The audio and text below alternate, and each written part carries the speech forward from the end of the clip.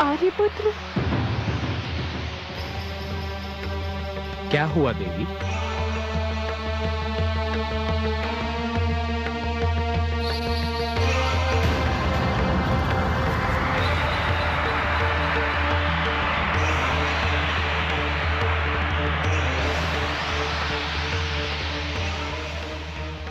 नहीं नहीं सुमित्रा नंदन, नहीं, बाण मत चलाना। मैं तुम्हारा शत्रु नहीं, मित्र हूं। रुक जाओ अनुज। भ्राताश्री, यह किसी राक्षस की माया भी हो सकती है। किंतु सत्य जाने बिना प्रतिकार करना अनुचित है अनुज। यदि ये राक्षस होता तो तुम्हें सुमित्रा नंदन कहकर नहीं पुकारता।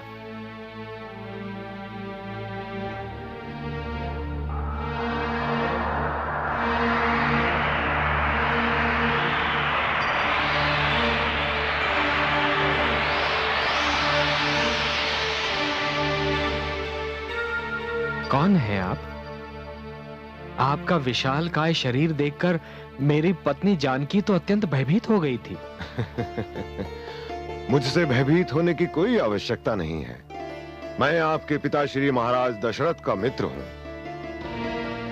मेरी महाराज से यही भेंट हुई थी जहां आप तीनों खड़े हैं। बहुत समय हो गया इसको। महाराज शब्द भेदी बाण विद्या का अभ्यास करने यहीं आए थे।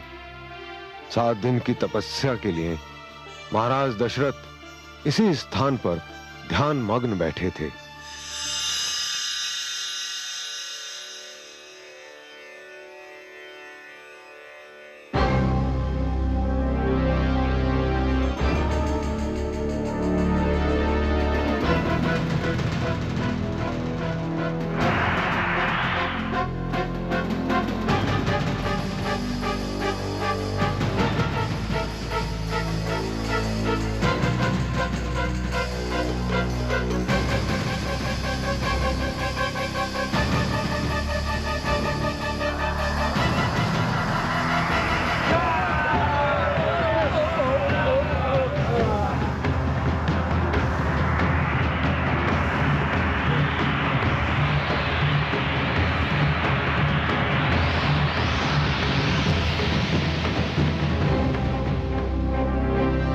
दुष्टता है। साधना में लीन मानव पर हाथ उठाना तो राक्षस परंपरा के भी विरुद्ध है। जब हमें भूख लगती है तो हमारी परंपरा भूल जाते हैं। ये तो हमारा आहार है। तुम बीच से हट जाओ। कदापि नहीं। तुम नहीं जानते हम कौन हैं। हम लंकेश के भ्राता खरदूषण के सैनिक हैं। तुम कोई भी हो, मेरे रहते इस मानव को हाथ नहीं लगा सकते। ये यूं नहीं मानेगा। पहले इसे कोई समाप्त करना होगा।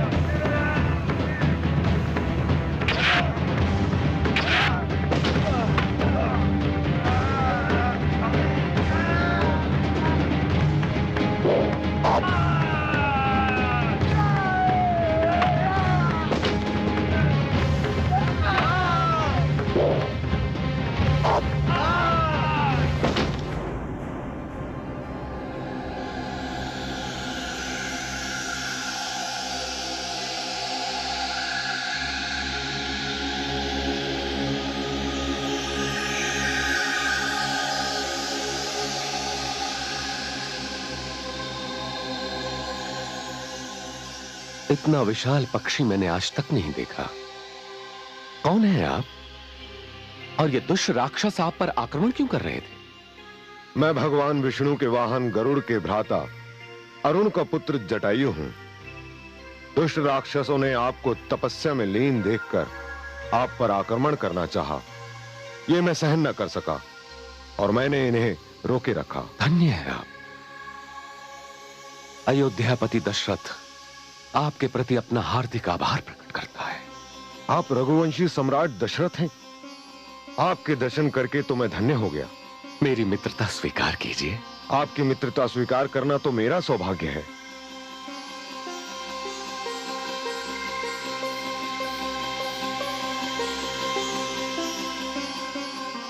अब ये मित्रता कभी नहीं टूटेगी। कभी नहीं, मेरे जीवन के अंतिम श्वास तक नहीं। मेरे मित्र कैसे हैं और कहां हैं? पिताश्री ने स्वर्ग में वास कर लिया है। मित्र, किंतु स्वर्ग में उन्हें बहुत देर अकेले नहीं रहना पड़ेगा। मैं भी बूढ़ा हो चुका हूं। शीघ्र ही अपने मित्र से जा मिलूंगा। आप सब कहां जा रहे हैं? हम सब पंचवटी की ओर जा रहे हैं। यहां से कितना दूर है? अधिक दूर नहीं, आइए मेरे साथ।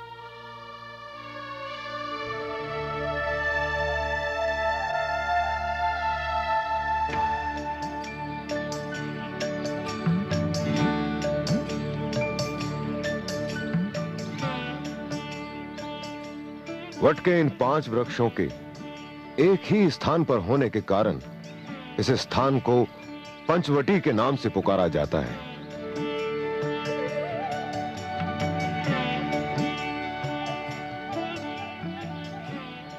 कितना मनोरम स्थान है। आपको कैसा लगा देवी? जिस स्थान पर आपके पग पड़ जाए स्वामी, वो स्थान तो धरती पर भी स्वर्ग बन जाएगा। अनुज, आज्ञा भ्राताश्री। आज मैं तुम्हारी धनुर्विद्या का चमत्कार देखना चाहता हूं। आज्ञा भ्राताश्री। मैं यहां पर एक ऐसा निवास स्थान देखना चाहता हूं जहां से एक ओर से नदी के दर्शन हो और दूसरी ओर यह हरा भरा उपवन दिखाई दे।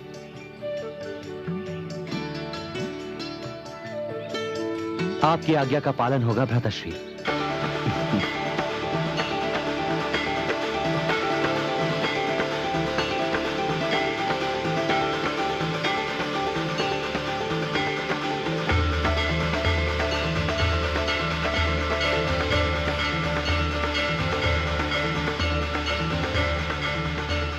ओम गुरुवे नमः।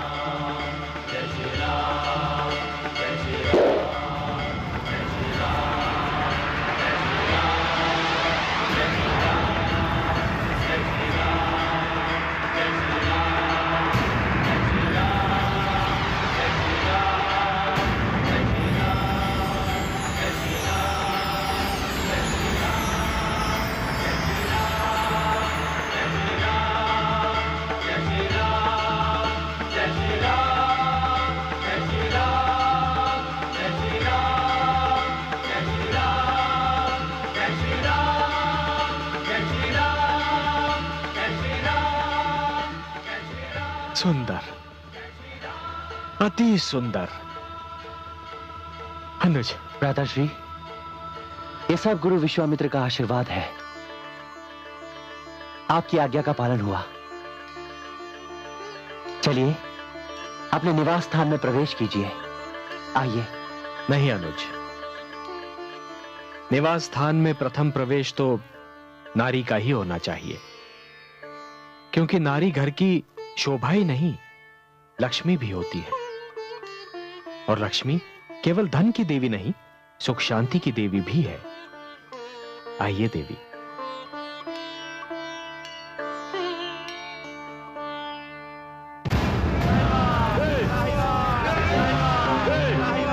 रुक जाओ, पकड़ो इन्हें। हम छोड़ेंगे नहीं तुम्हें। रुक जाओ, कहां जाओगे? रुक जाओ,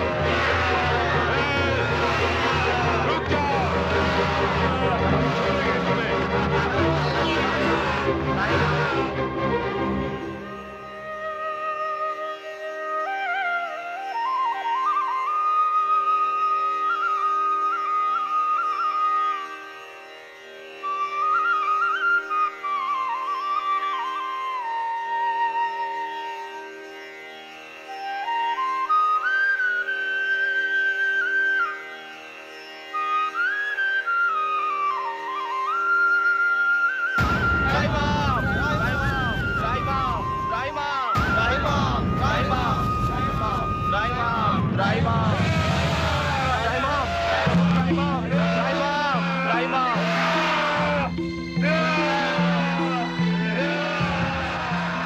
रुक जाओ दुष्टों।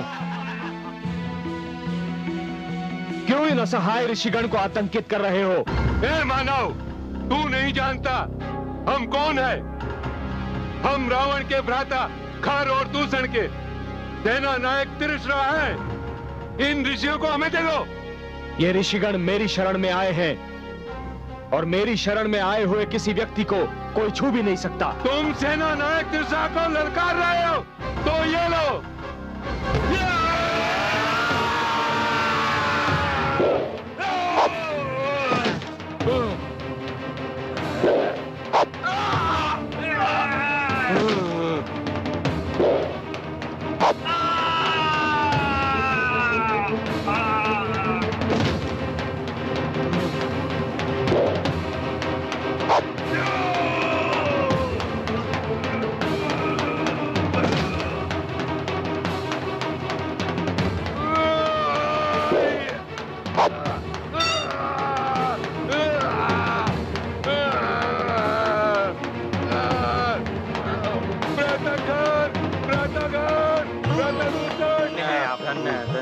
धन्य हैं, आप धन्य हैं प्रभु, धन्य हैं, धन्य हैं प्रभु।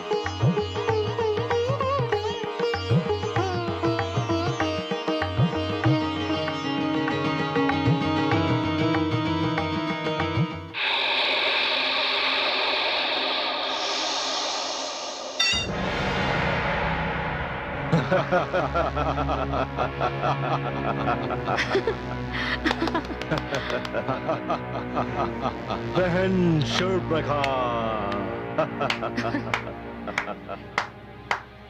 मुझे गर्व है कि मैं खर और दूषण जैसे वीर भाइयों की बहन हूँ, जिनका खड़क पाषाण के हृदय को भी चीर सकता है। प्रिय बहन शूर्पणखा, आओ आओ, स्वागत है तुम्हारा। मैं तो समझा था तुम तो हमें भूल गई। हम सौतेले भाई जो ठहरे। कदापि नहीं। मैं अपने सौतेले भाइयों से भी उतना ही प्यार करती हूँ जितना अपने सगे भ्राता लंकेश रावण से। मेरा तीसरा भ्राता त्रिशला कहाँ है? त्रिशला अभी वन में आखेट खेलने गया है, अभी आता ही होगा। बहन, तुम भीतर राजभवन में जाओ, हम अभी आते हैं।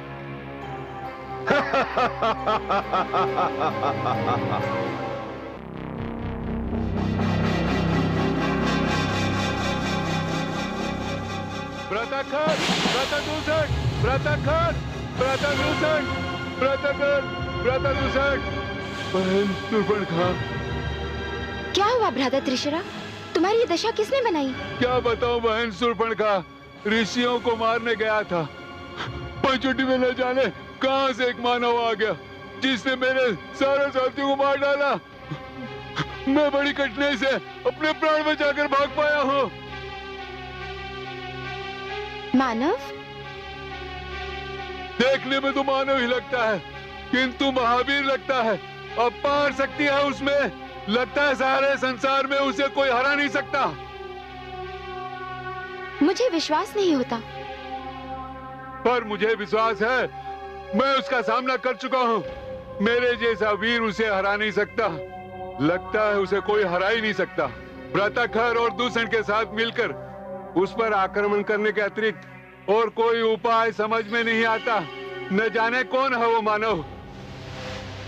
कोई भी हो, परंतु ऐसा मानव है देखने योग्य। सुनो भ्राता त्रिशरा, अभी भ्राता खर और दूषण से कुछ न कहना। पहले मैं पंचवटी जाकर देखती हूँ कि कौन है वो जो राक्षसों से भयभीत नहीं होता। नहीं नहीं बहन, अकेली मत जाना, कहीं वो तुम्हें क्षति न पहुंचा दे। क्षति? और मुझे? मुझे कोई क्षति नहीं पहुंचा सकता, क्योंकि मैं खर, दूषण, त्रिशरा और लंकेश रावण की बहन शूर्पणखा हूँ। शूर्पणखा।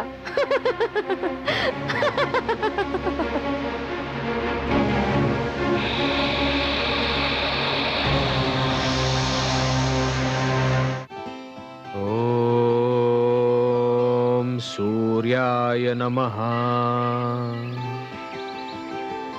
ओम रवये नमः। ओम आदित्याय नमः।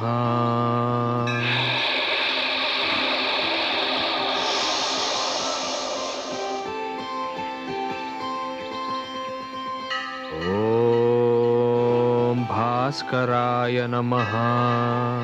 यही है वो मानव, भ्राता त्रिशरा जिसकी बात कर रहे थे। नहीं नहीं, ये मानव नहीं। मानव तो मैंने बहुत देखे हैं। ये तो त्रिलोक का कोई देवता लगता है जो भटक कर पृथ्वी पर आ गया है। ओम सवित्र नमः। ये मानव नहीं हो सकता। ये तो लगता है सूर्य की किरणों ने मानव का रूप धारण कर लिया हो। इसके मुख पर तो दृष्टि ही नहीं ठहर पा रही। ओम प्रभाकराय नमः। शर्पणखा, ये तुझे क्या हो गया है? अपने शत्रु से ही तुझे प्रेम हो गया? ये तो वही है जिसके लिए मैंने जन्म लिया है। आज पहली बार मुझे विश्वास हो रहा है कि भ्राता श्री लंकेश ने मेरे पति का वध करके अच्छा ही किया। मैं तो इसके लिए ही बनी हूं। नहीं, मैं तो इसे क्षति पहुंचाने की सोच भी नहीं सकती। इसे तो कोई क्षति नहीं पहुंचा सकता। ये मेरा प्रेम है, मेरा स्वप्न है, मेरा पति है। हाँ, यही मेरा पति है। अब मेरे खोज का अंत हुआ। मेरे होते हुए इसे कोई क्षति नहीं पहुंचा सकता, कोई नहीं पहुंचा सकता।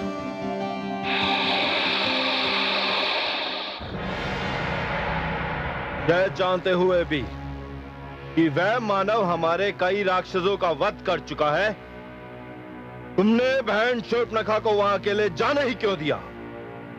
मैं क्या करता? उसी ने कहा था आपको न बताया जाए। वह स्वयं जाकर देखेगी। आप तो परिचित है उसके हक से। यदि उसे कोई क्षति पहुंची तो भ्राता रावण को हम मुंह दिखाने के योग्य ना रहेंगे।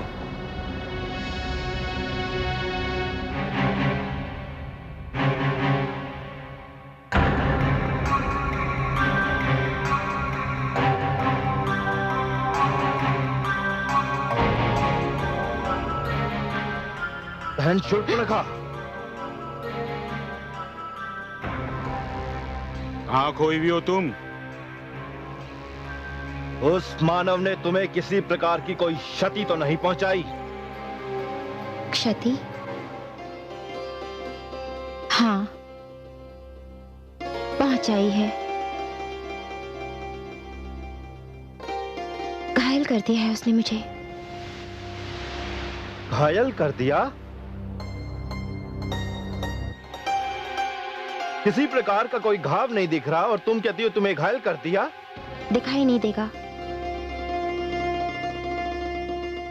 बहुत गहरा घाव है। मेरा हृदय घायल हो चुका है।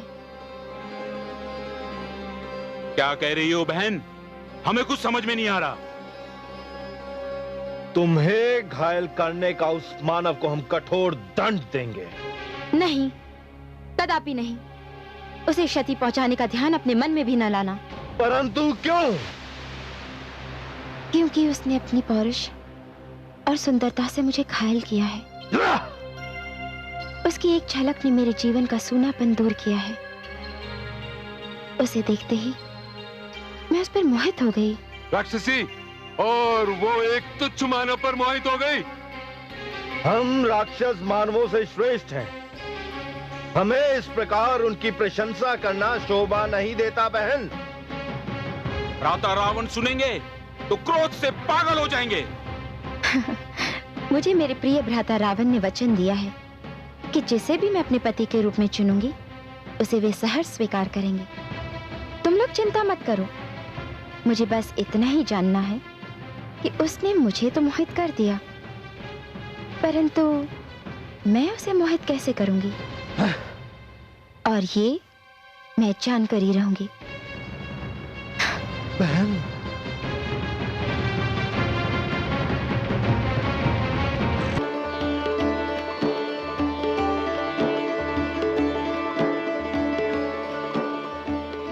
लक्ष्मण, लक्ष्मण,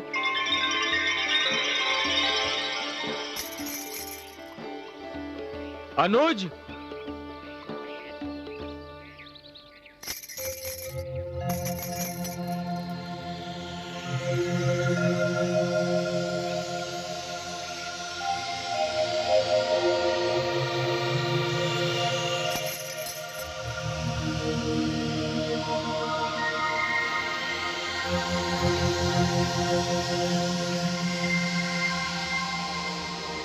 हे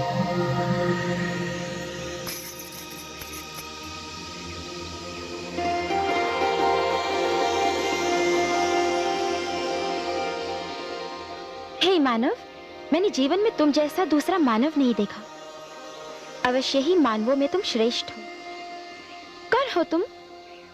देवी, मैं दशरथ पुत्र राम हूं। राम? जितना सुंदर रूप है उतना ही सुंदर नाम। आपका परिचय देवी? जिस प्रकार तुम मानवों में श्रेष्ठ हो, उसी प्रकार मैं राक्षसों में श्रेष्ठ हूँ। मैं अजय योद्धा लंका नरेश रावण की बहन शूर्पणखा राक्षसी हूँ। राक्षसी? पर आपने तो मानवी वेश बना रखा है। तुम्हारे लिए राम, केवल तुम्हारे लिए। मैं समझा नहीं देवी। जिस क्षण से मैंने तुम्हें देखा है, उसी क्षण से मैं तुम पर मोहित हो गई हूँ। तुम सूर्य की वंदना कर रहे थे और मैं तुम्हारी आराधना कर रही थी। मैं तुम्हारे समक्ष विवाह का प्रस्ताव लेकर आई हूँ। प्रशंसा के लिए धन्यवाद देवी, किंतु वो कुटिया देख रही हैं आप? हाँ, देख रही हूँ। उस कुटिया में एक सुंदर नारी है और वो सुंदर नारी मेरी धर्म पत्नी है। मैं विवाहित हूँ देवी। तो क्या हुआ, हम राक्षसों में भी कितने ही विवाह कर सकते हैं, और मैं जानती हूँ कि तुम मानवों में भी यही परंपरा है। किंतु मैंने एक पत्नी व्रत लिया है देवी। मेरे तन, मन, जीवन और आत्मा पर मेरी पत्नी का संपूर्ण अधिकार है, और उसके रहते और किसी नारी के विषय में मैं सोच भी नहीं सकता।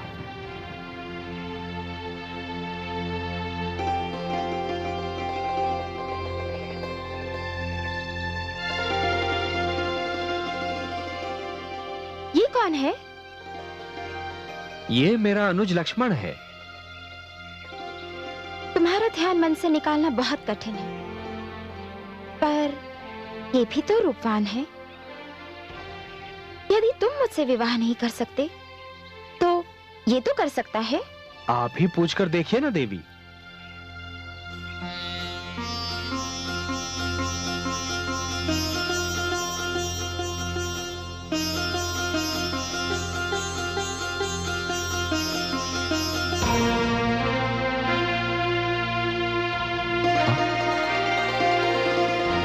आप कौन है देवी? मैं राक्षसी शूर्पणखा हूँ। मुझे अपने लिए एक वर की खोज है। क्या तुम मेरे विवाह का प्रस्ताव स्वीकार करोगे? मुझे खेद है देवी कि मैं आपका यह प्रस्ताव स्वीकार करने में असमर्थ हूं। क्यों? क्या तुम भी अकेले नहीं हो? हूं भी और नहीं भी। अर्थात? नहीं इसलिए देवी कि मेरी एक धर्म पत्नी है, और हूं इसलिए कि इस समय वो मेरे साथ नहीं है। ये तो बहुत अच्छा हुआ। मैं तुम्हारे साथ रहूंगी, तुम्हारा अकेलेपन मिटाऊंगी। मुझे खेद है देवी, किंतु ये संभव नहीं है। क्यों? क्यों संभव नहीं है?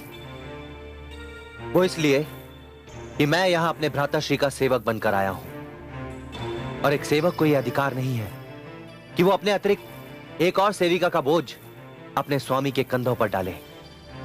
आर्यपुत्र,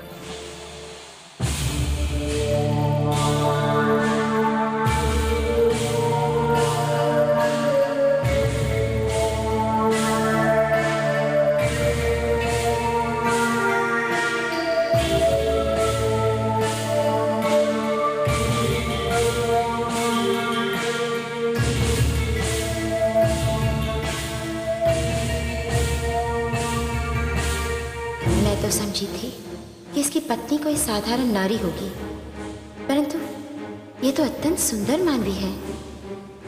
अब समझी इसने मेरी विवाह का प्रस्ताव स्वीकार क्यों नहीं किया। भला ऐसी रूपवती को छोड़कर कोई पुरुष किसी दूसरी नारी की ओर क्यों देखेगा? पहले मैं इसे कुर्ब किए देती हूँ, फिर इसे मेरा प्रस्ताव मानना ही पड़ेगा।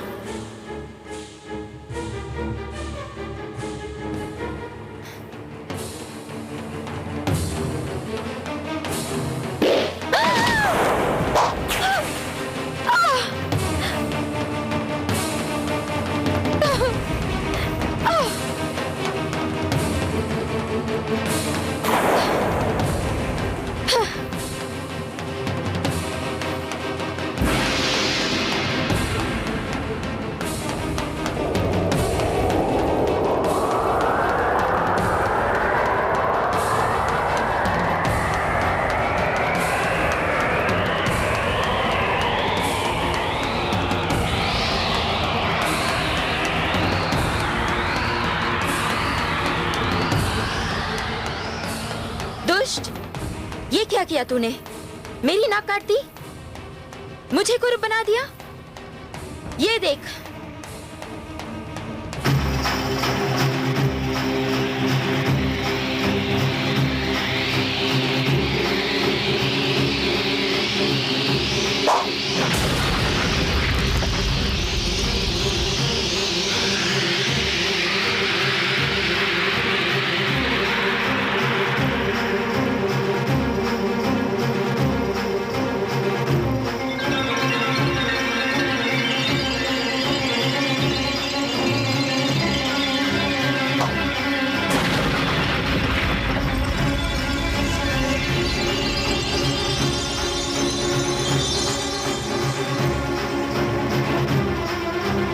राक्षसों के क्रोध को निमंत्रण दिया है।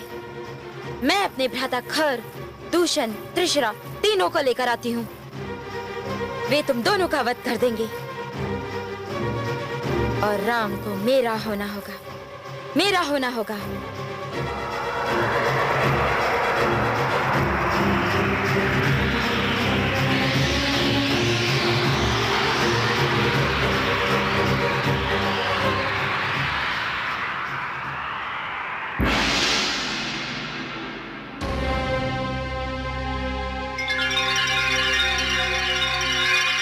अब ये दुष्टा अपने भाइयों को लेकर आएगी। हम पर आक्रमण होगा अनुज। लक्ष्मण, तुम सीता को लेकर किसी कंदरा में छुप जाओ। मैं नहीं चाहता कि जनक नंदिनी रक्तपात देखे। भ्राताश्री, आप भाभीश्री को अपने साथ ले जाइए। इन राक्षसों को तो मैं देख लूंगा। नहीं अनुज, ये मेरी मर्यादा के विरुद्ध है। तुम जाओ। किंतु भ्राताश्री, ये मेरा आदेश है अनुज। जो आज्ञा भ्राताश्री।